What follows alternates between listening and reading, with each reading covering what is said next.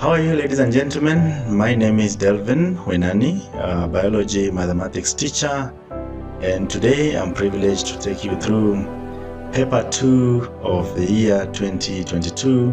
That's biology paper 2 of the year 2022. Now, remember to follow, remember to subscribe to my channel so that next time I post a video, you'll be the first one to be notified. And also remember to share this video, remember to comment so that we can reach as many people as possible.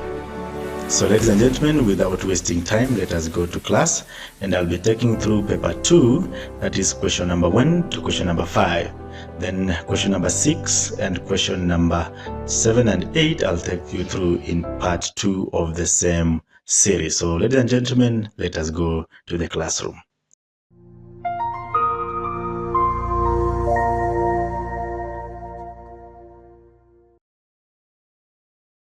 Now, KCSE Biology Paper 2, 2022, the first question was, the setup below was used to investigate a certain factor necessary for seed germination.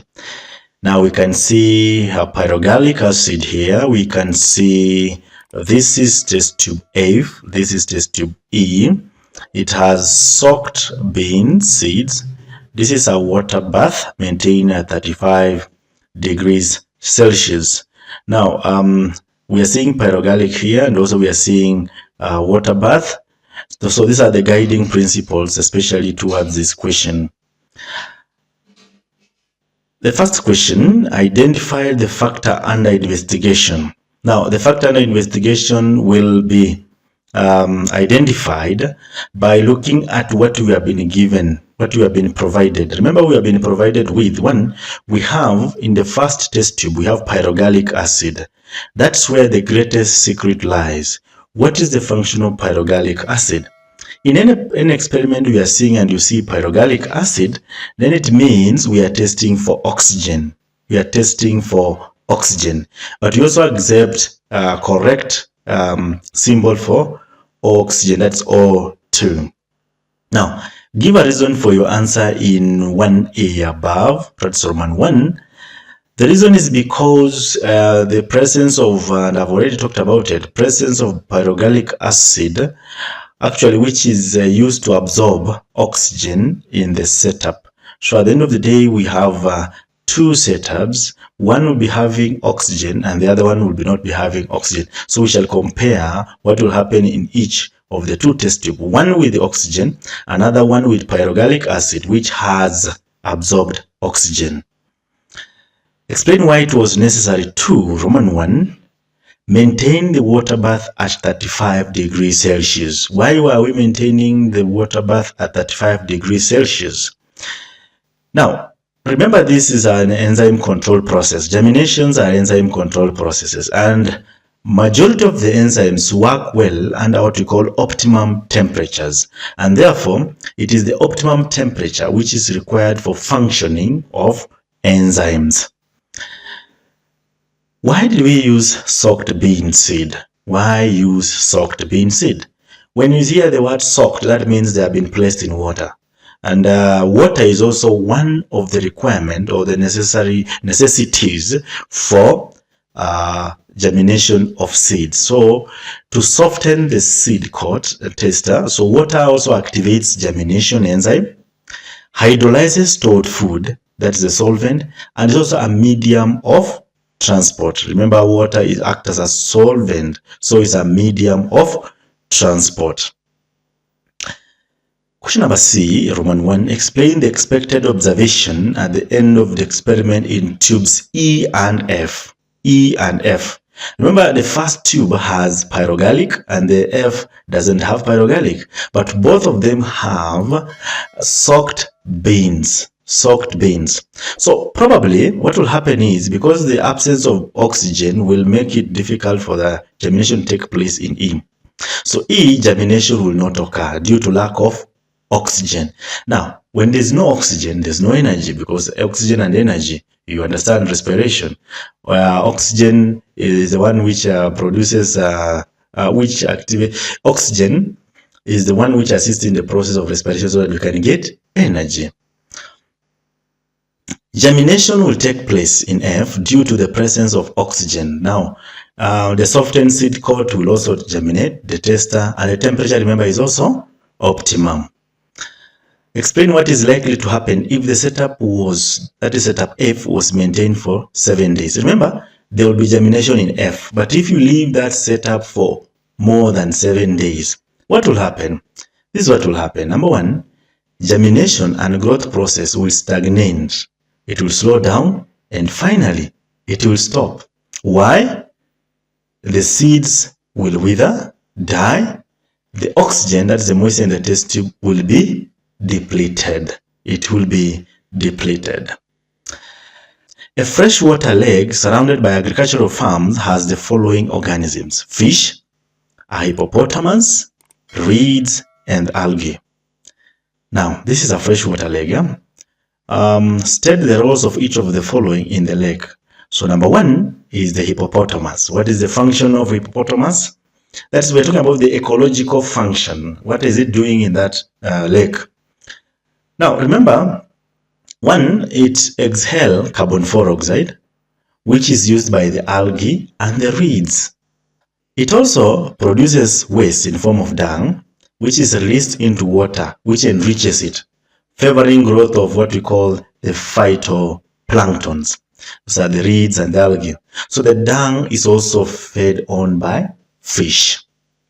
What about the algae? Next is algae. Now, algae are the producers. They are the producers, and they release oxygen, purifies the ecosystem by using up the CO2, regulate the pH of water by using up the CO2, and also provides breeding grounds for fish.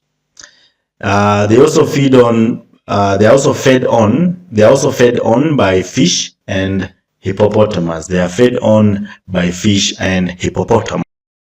Explain the likely positive and negative effect of the surrounding agricultural farms on the lake ecosystem. I take again. Explain the likely positive and negative effects of the surrounding agricultural farms on the lake ecosystem. Number one, positive effects. So fertilizers, organic manures applied on the farms find themselves deposited in the lake, enriching the lake's ecosystem, favoring the growth of phytoplanktons, algae, plants, and the producers. They increase in number. The negative effects: excessive use of fertilizer, organic manures result in overgrowth of phytoplanktons, algae, in a process we call eutrophication. Some agrochemicals used in the farms may be toxic, poisonous. Some of them may kill aquatic organisms, reduce visibility, light penetration in water. 2 tall garden pea plants were crossed, and of the resulting offspring, 750 were tall and 250 were short. Using letter capital T to represent the dominant gene, determine the genotype ratio of the offspring. Definitely, if we are using capital T to represent the dominant gene, then small t shall represent the recessive gene. So what we have here, we have the parental genotypes, and the parental genotypes we have are capital T small t. We are crossing against capital T small t. But remember, capital T small t, they are all tall. This is a phenotypically tall. This one is also phenotypically tall. But remember, it's what we call a heterozygous tall. So that we can end up with 3 out of 1, that is the phenotypic ratio, tall 3 to 1 short. So in the F1 generation, we shall have 3 tall and 1 short. But in genotypic ratio, we shall have 1 homozygous tall, 2 heterozygous tall, and 1 homozygous short. So that at the end of the day, these are what we shall have: 1 homozygous tall, 2 heterozygous tall, and 1 homozygous short. Now, beside the height in the garden pea plants, state 2 other contrasting seed traits that Mendel focused on his genetic studies. He talked about the texture, whether wrinkled or smooth. We talked about the color and also form or shape.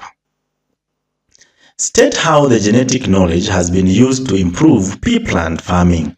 How genetic knowledge has been used to improve pea plant farming. Now, we have what we call artificial selection, that is crossbreeding, polyploidy, that is, or genetic engineering. This one has been able to improve so much in the knowledge of, to improve the pea plant farming using the knowledge of genetics. Explain how each of the following factors affect the uptake of mineral ions in plants, and these are temperature. First one is temperature.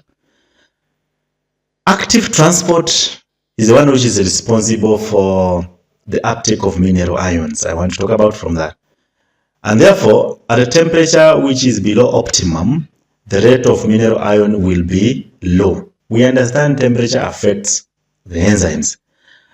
And therefore, at optimum temperature, the rate of mineral ion uptake is highest because of the respiratory enzymes are most active. Then beyond the optimum temperature, the rate of mineral ion uptake will slow down, and because what we call the respiratory enzymes are denatured. Anything above the enzymes will be denatured. Glucose concentration in the root hairs cells up.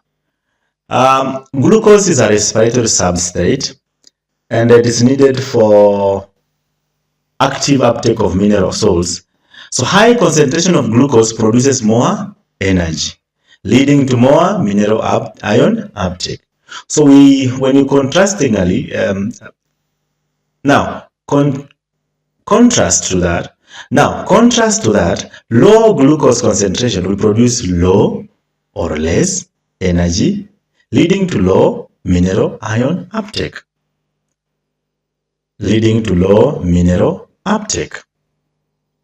State two characteristics of the root hairs that increase their surface area for absorption of mineral ions. Elongated, long to reach more mineral ions. They are also numerous, or they are many.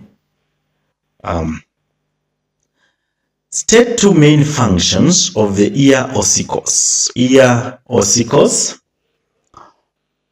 One, they do the transmission of vibrations and amplification of vibrations. Transmission of vibrations, and they also do amplification of vibrations. Explain how each of the following parts of the ear are structurally adapted to their functions. Number one is the tympanic membrane, also known as the eardrum. It is thin, pliable, tight membrane that vibrates, converts sound waves into vibrations. Cochlea, we understand cochlea.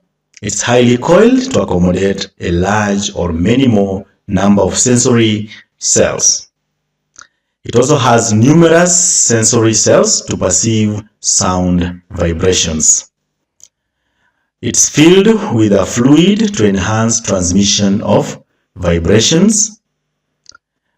And now, I want you to note, if endolymph is mentioned, polylymph must also be mentioned for the student to score. If you must mention endolymph, then you must also mention polylymph. If you must mention endolymph, then you must also mention polylymph, so that you can be able to score as a student. State the function of the eustachian tube in the mammalian ear. Now, this one is to balance pressure between the atmosphere and the middle ear on either of the dipanum between the outer and the middle ears. State the importance of each of the following in the mammalian ear. Wax. What does wax do? Wax, it traps dust particles and also prevent entry of solid, foreign particles, bacteria, and organisms like insects. If an insect jumps into your ear, wax is the one that traps it so that it cannot be able to continue until it touches to your delicate, or it doesn't get room to the middle ear. Maintain the flexibility, pliability of the tympanic membrane, that is the wax. Endolymph and perilymph, they absorb shock and they do transmission of vibration in the inner ear. So ladies and gentlemen, we have come to the end of section A, and I'll be back with section B. Now in section B, I'll be handling question number 6 and question number 7 and 8. Remember, question number 6 is compulsory. We draw a graph, we plot a graph. And question number 7 and 8 is optional, you pick one of them. So I'll be showing you how to plot a graph. So let us subscribe, let us share. I'll be showing you how to draw an effective graph. Then I'll also be showing you how to respond to the questions under the graphical question, that's question number 6. And I'll also take you through the 2 essays that you are supposed to answer this year. So I'll take you through step by step on how to respond very effectively to those essays in the next video. So that video is coming very, very soon. I'm working on it. And please let us continue subscribing. Let us continue supporting our work so that we can reach as many people as possible. And remember, when you subscribe, anytime I post a video, you'll be notified. You'll be notified when I'll post section B. Be blessed and have a nice time. Thank you very much. God bless you.